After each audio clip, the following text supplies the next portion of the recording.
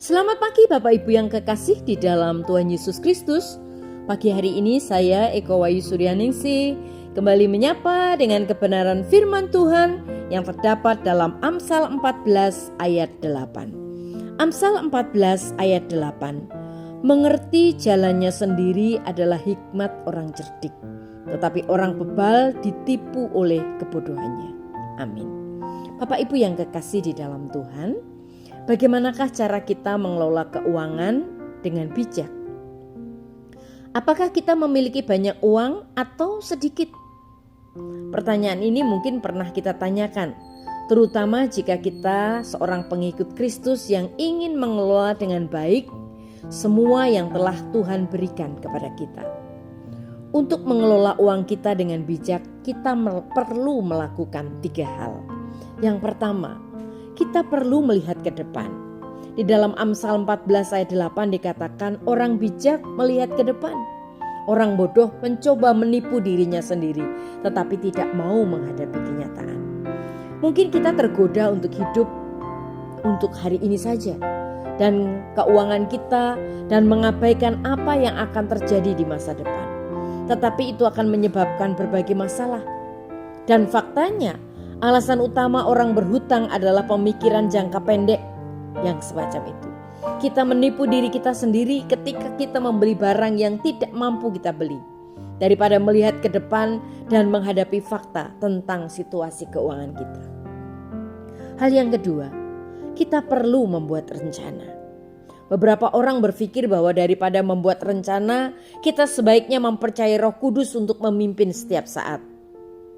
Tetapi itu salah, itu tidak benar. Dalam Alkitab, di dalam Amsal 16 ayat 9 dikatakan, kita harus membuat rencana, mengandalkan arahan Allah. Dalam hal keuangan kita harus membuat rencana, membuat anggaran. Anggaran hanyalah pengeluaran yang direncanakan. Anggaran akan memberitahu uang kita kemana kita ingin uang itu pergi, dari mana kita akan mendapatkan sumbernya. Daripada kita bertanya-tanya, kemana ya perginya uangku setelah habis? Bapak Ibu yang kekasih di dalam Tuhan, jadi kita mengandalkan Tuhan untuk membantu kita membuat anggaran. Dan kemudian kita mempercayai Roh Kudus saat kita mengikuti rancangan-rancangan Tuhan. Seperti dikatakan dalam Amsal 16 ayat 3, serahkanlah pekerjaanmu kepada Tuhan, maka rencanamu akan terlaksana. Hal yang ketiga yang penting kita perhatikan adalah kita perlu bertindak cepat. Ketika kita menyadari sudah waktunya untuk membuat perubahan dalam keuangan kita, jangan kita menunda-nunda. Kita lakukan sesuatu. Apakah kita membeli rumah yang harganya melebihi kemampuan kita? Kita pasarkan sekarang agar kita bisa memperkecil ukurannya. Mengendarai mobil yang di luar anggaran kita tukar dengan yang lebih murah.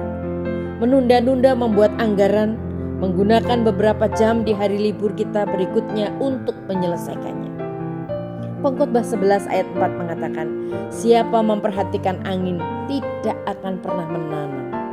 Siapa melihat awan tidak akan pernah menuai. Jika kita selalu menunggu kondisi yang sempurna untuk memulai, hal itu tidak akan pernah terjadi. Mari kita mulai membuat perubahan hari ini agar kita dapat mengelola keuangan kita dengan bijak. Amin. Mari kita berdoa. Tuhan Yesus, terima kasih buat firman-Mu hari ini, mengingatkan kami tentang tanggung jawab kami mengelola milik Tuhan, termasuk mengelola keuangan kami.